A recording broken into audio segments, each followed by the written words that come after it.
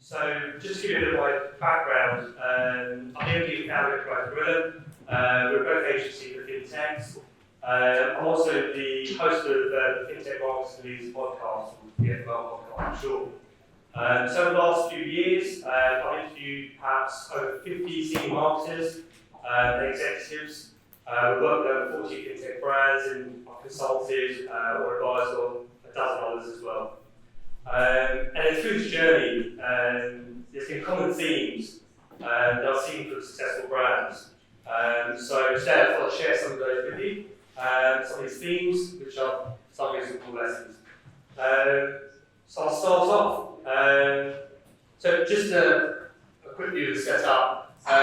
What I've done is that I've got actually snippets from some of our podcasts for some of the marketers, founders, and sound bites there. I'll give everybody access to the deck afterwards. So this is number one. Data maturity is non-negotiable. So having full visibility of your funnel, customer behaviour, metrics, KPIs is table stakes if you want to scale. There's absolutely no coincidence that the brands that have really grown exponentially have complete end-to-end tracking. The data that you obtain from that will inform your marketing strategy, the channels that you're choosing, the audiences that you're going after, the prices that you're running. It will contribute to optimising paid channels, how you develop your product, and the messaging that you're putting in front of your customers as well. One of the biggest blockers that we've seen has been not implementing tracking and not prioritising analytics by a brand. And Philip, who's the CEO and founder of Zilch, he noted it's one of the three core reasons that Zilch has scaled so quickly. Lesson number two, never stop experimenting. And I think there's sort of two key ways to look at experimentation. So at a macro level and at a micro level. So at a macro level is things like what new channels should we be testing, and then at a micro level is on that channel or the channel that's showing traction, what should we be testing? So from a macro level, it's really easy to gravitate towards obvious channels like Meta or Google Ads and then stay there. We should always have a certain degree of budget ring-fenced for new channels. From my perspective, you should continuously test ad types, messaging, conversion pages. Kind of going back to what Philip was talking about in our podcast with him, I think they were producing something like 150 ads a day to then continuously test to see which ones are performing. Jasper, CMO of PensionBee, explains this incredibly well. He gives an example of how he tested TV with £30,000 and scaled that efficiently and effectively. Lesson number three is speak to your customers. So much like lesson one, there's a distinct correlation between brands that are scaled and those that have rigorously collected feedback from their customers. And it can be done by structured in-depth interviews, surveys, collecting feedback from your customer services team, or the marketing team speaking directly to users. The anecdotal information that you'll get from speaking with your users will allow you to make your marketing approach more potent, more significant. It'll help you narrow on the channels that you need to be focused on, help you communicate your proposition better, and then help influence also the direction of your products as well. It can even help you identify new audiences. So Cal, CMO at Way Home, one of our clients, she talks about how they identify a whole new target segment by listening to their customers. Very, very briefly, they spotted a trend between Muslim audiences signing up for their product because it turned out their product happened to be Sharia compliant. They dug into that a little bit deeper, realised that actually they were one of the most, or the most Sharia compliant mortgage provider, I think, in Europe. And then they focused in on that particular audience and started running campaigns specifically to target them. And it opened up a whole new sector, a whole new audience for them, and that drove down the customer acquisition cost for Lesson number 4, probably quite controversial. So, tongue in cheek, but for the record, I've taken this quote directly from Johan to deflect all responsibility for myself here, which is, you're probably not doing pay right if it's not working. For B2C propositions, paid search, paid social has been the core of their growth. News is exemplified that Zilch has, Temo has, Waymo has, and countless others as well. And it's very, very closely linked with lesson number 1 around data and lesson number 2 around experimentation. But I think it's key, important to note that pay's not a silver bullet, but it's a really solid foundation from which you can build from. If it's not working for you, you need to take a step back, review the channels you're using, the messaging that you're putting in front of that audience, the creative and the customer journey that you take those users on. And in failing that, it's also asking the question, does your product or commercial model need looking at as well?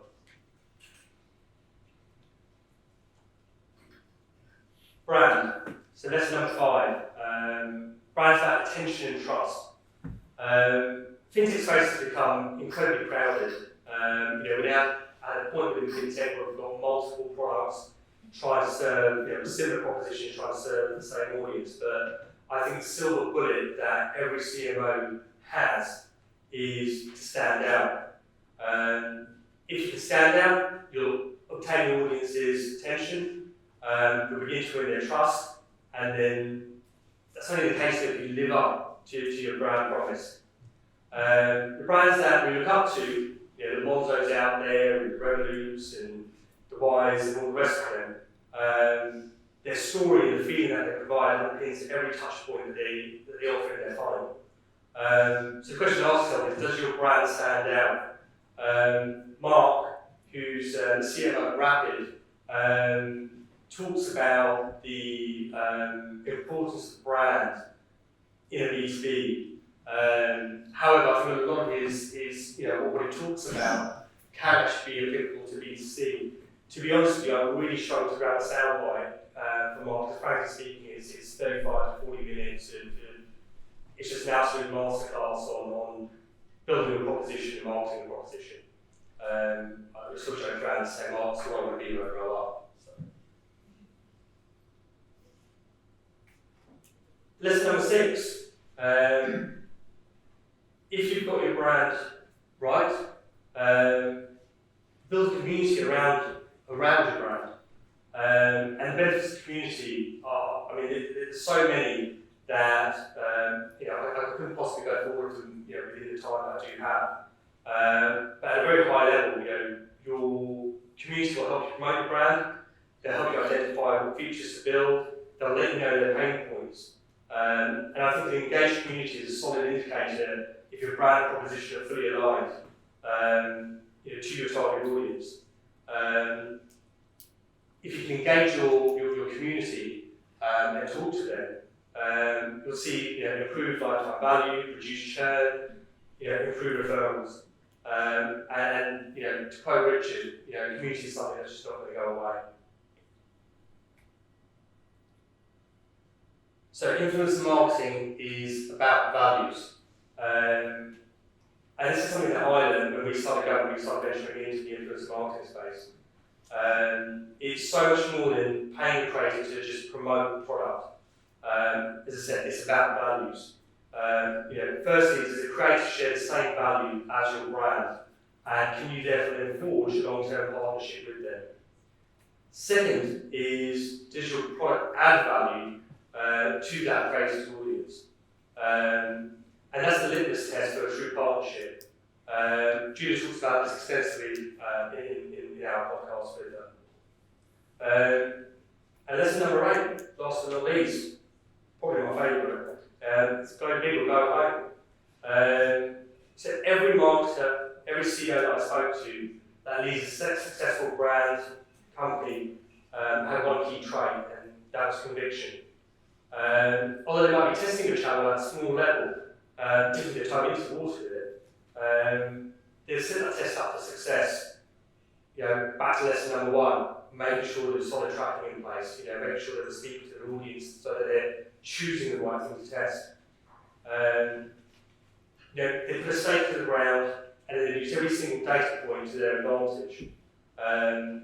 They move fast, they're iterated, they're taking on feedback, and they put out that product, that ad, that feature in front of their audience as soon as possible, take that feedback and make a decision on whether to ditch it or move forward. And when they see a win, they double down. So there you go, that's my 8 lessons for speaking to over 100 fintech marketers and leaders. What I've done is that, as I said, I'll flip the sound bites for you to hear directly from the senior marketers and CEOs, and I'll share the step with you. If you want to grab hold of it, I'll put a QR code here, which you can grab and take a look for yourself. That's it.